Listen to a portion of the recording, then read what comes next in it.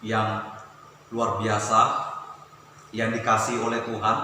Pada saat ini kita akan belajar daripada firman Tuhan. Sebagai anak-anak muda, kita harus belajar untuk rendah hati, memiliki sifat yang hormat kepada Tuhan dan juga kepada orang tua. Mari pada saat ini kita akan buka firman Tuhan dalam Efesus pasal yang ke-6 ayat 1 sampai ayat yang ke-3. Hai anak-anak, taatilah orang tuamu di dalam Tuhan, karena haruslah demikian. Hormatilah ayahmu dan ibumu. Ini adalah suatu perintah yang penting seperti yang nyata dari janji ini, supaya kamu berbahagia dan panjang umurmu di bumi. Kaum muda yang dikasih oleh Tuhan, pada saat ini kita akan belajar bagaimana kita bisa menghargai, bisa menghormati orang tua kita. Kita tahu bahwa orang tua kita mengasihi kita semua. Kita ada dalam dunia itu semua karena orang tua kita, karena cinta yang daripada mereka, di antara mereka, sehingga kita ada dalam dunia ini. Jadi orang tua adalah perwakilan daripada Tuhan kita. Pada saat ini kita akan belajar firman Tuhan, bagaimana sebagai anak-anak muda kita menjadi anak-anak muda yang hidup di dalam Tuhan. Jadi anak-anak muda yang mengasihi Tuhan, yang menghormati Tuhan, yang menghargai Tuhan, yang mencintai Tuhan, itu dilihat ketika dia berada di rumah. Kalau anak yang mengasihi Tuhan, di rumah dia pasti mengasihi orang tuanya.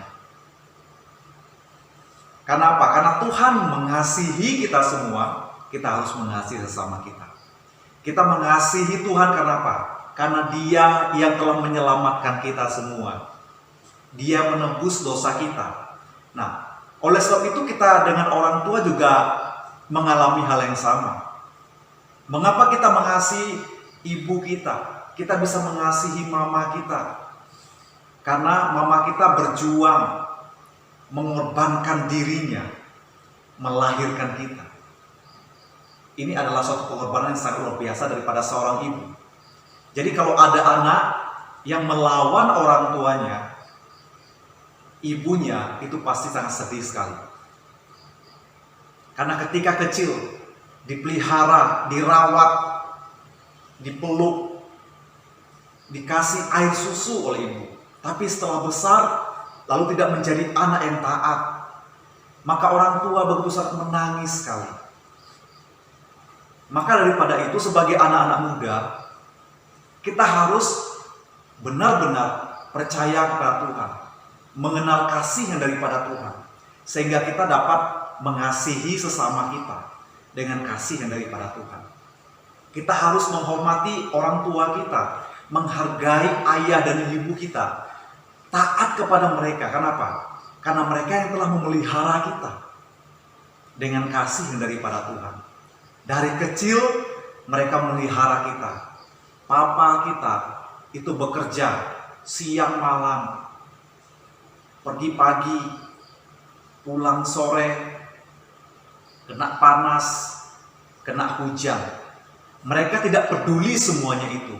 Yang mereka pikirkan adalah yang terpenting bagi mereka, anak saya harus bisa beli baju, anak saya harus bisa makan.